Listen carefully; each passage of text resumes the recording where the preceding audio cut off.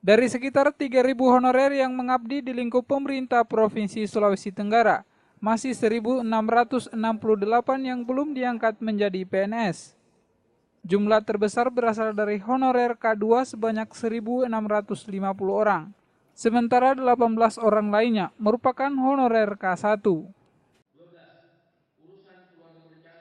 Sesuai kebijakan Kemenpan RB pada Oktober lalu, para honorer yang masih tersisa di pemerintahan daerah seluruh Indonesia untuk diverifikasi dan divalidasi. Hasilnya nanti akan diajukan ke Kementerian Keuangan untuk menjadi bahan pertimbangan dalam proses penganggaran tahun 2015 mendatang. Namun hingga saat ini, nasib para honorer tersebut belum jelas. Pasalnya, Kemenpan RB belum memberikan surat maupun instruksi terbaru mengenai hasil verifikasi dan validasi berkas honorer K1 dan K2.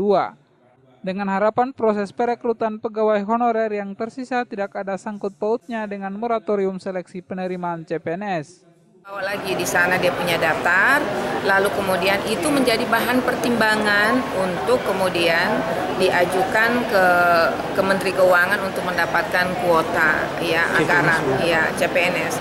Itu masih kebijakannya Menpan yang lama.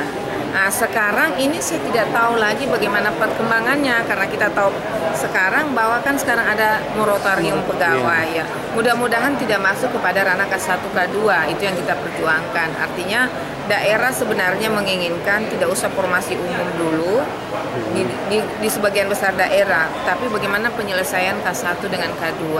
Cuman juga pusat berpikir bahwa kita memang butuh sekarang orang-orang yang cerdas dalam rangka melaksanakan kegiatan-kegiatan pembangunan pemerintahan. Menurut Nur Endang, proses perekrutan pegawai honorer masih menunggu kebijakan pemerintah pusat karena semua tahapan yang telah dilakukan merupakan kebijakan pemerintah sebelumnya. Apakah nasib honorer yang tersisa tetap dilanjutkan atau ada kebijakan baru? Terkait kebijakan moratorium, pemerintah Provinsi Sulawesi Tenggara telah meminta Kemenpan RB mengkaji ulang. Pemda berharap bisa diberikan peluang melakukan penerimaan CPNS namun diprioritaskan untuk para tenaga honorer yang tersisa, sehingga persoalan honorer K1 dan K2 bisa dituntaskan. Saharudin melaporkan.